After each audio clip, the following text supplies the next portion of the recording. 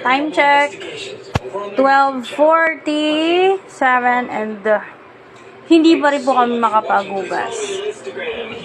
Wala pa rin tubig na umaawas. Naka-open lang yan. Ino-open naman yan hanggang magkaroon ng awas ng tubig. Ayan. So, matagal na itong nangyayari. Simula nang nagkaroon ng prime water. Hindi ko alam kung anong rason. Nagbabayad naman kami ng tubig.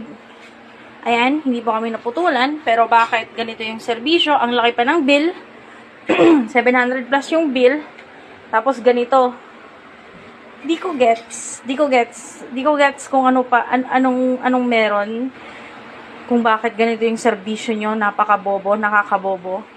Ayan. So, kailangan namin ng tubig, especially weekend. Lalong-lalo na sa weekdays, walang araw na patuloy yung awas ng tubig, serbisyo ng tubig. Minsan yung awas pa nga ay parang tulo-tulo lang. Mas malakas pa yung ihi ko dyan. Ayan. So, again, another day of walang tubig. Ang ganda ng Tacloban. Yes. Sobra.